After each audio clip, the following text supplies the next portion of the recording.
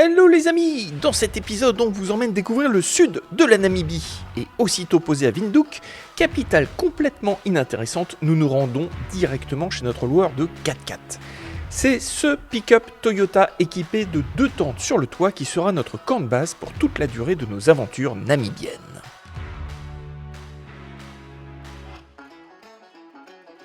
Et c'est donc sans attendre que nous prenons la route en veillant bien à rouler du côté gauche. Nous mettons cap vers le sud sur une route bitumée aussi rectiligne que monotone, mais qui nous permettra de franchir pour la première fois de nos vies le tropique du Capricorne par la route. Nous passerons notre première nuit à Stramprit, dans un petit camping au milieu de nulle part. Et c'est parti pour l'installation du bazar.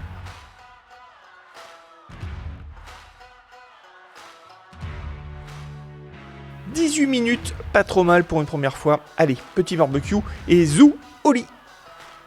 Car le lendemain, il nous reste de la route qui rapidement se transformera en piste pour nous diriger vers le Fish River Canyon et y faire notre première rencontre.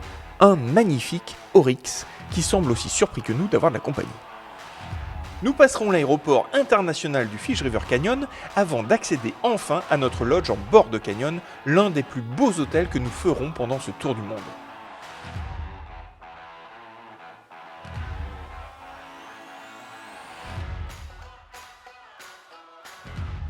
Nous y découvrons le Quiver Tree, un arbre de la famille de l'aloe vera qui semble être fait en papier mâché tellement leurs troncs et leurs branches ont l'air légers et vulnérables. Le lendemain, nous partons découvrir le Fish River Canyon en compagnie de William, notre guide et chauffeur tout-terrain. Et ce que nous croyions être un désert rocailleux sans autre vie que ces lézards, ou encore ces scarabées en armure semblant prêts à en découdre, est en réalité une terre où la faune s'est parfaitement adaptée à son environnement aride. Nous y observerons des zèbres des montagnes, des antilopes klipspringers, des springboks au milieu de buissons endémiques dont la sève constitue un poison très toxique utilisé par les tribus San pour chasser à l'arc. Nous y verrons aussi des serpents, des koudous, mais aussi de façon plus surprenante un groupe de babouins.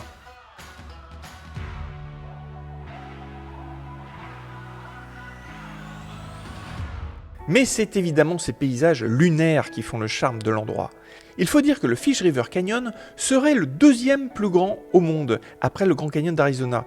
160 km de long, 550 mètres de profondeur et jusqu'à 27 km de large. Le site est aussi impressionnant que les pistes rocailleuses que William se fait un plaisir d'emprunter.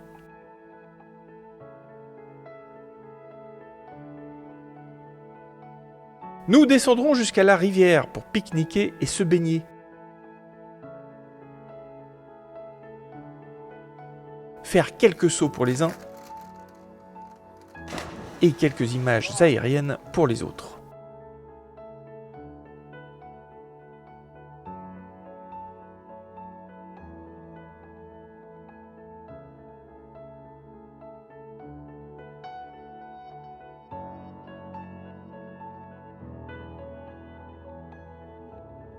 Mais l'heure tourne et nous remonterons juste à temps pour assister à un magnifique coucher de soleil depuis notre lodge.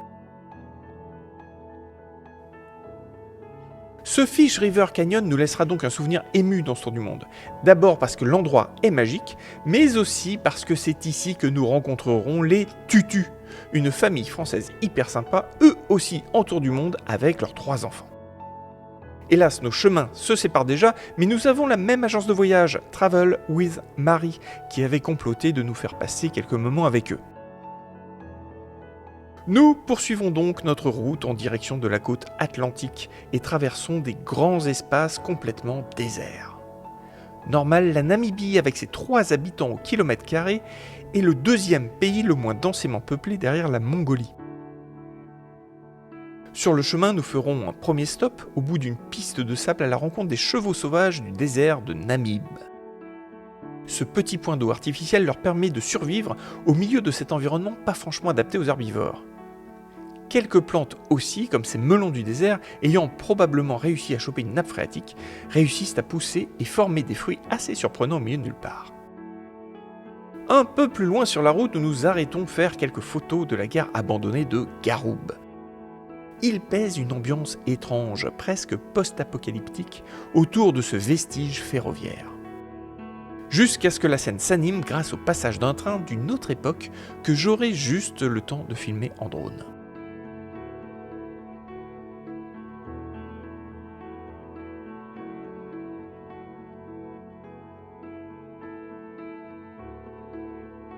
Nous finirons par arriver à Lüderitz pour le coucher du soleil.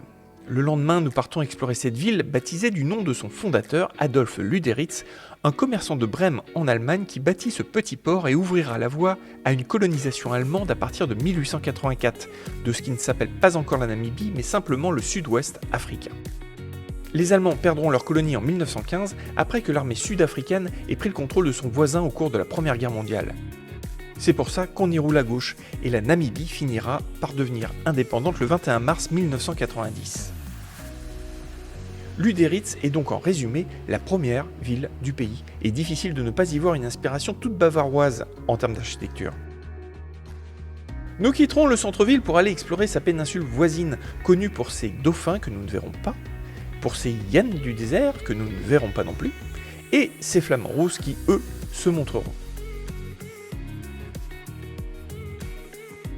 Le bout de la péninsule se termine par un phare du bout du monde se partageant la vedette avec un rocher que nous escaladons pour y découvrir une croix austère érigée en hommage à l'explorateur portugais Bartolomé Diaz passé ici en 1487.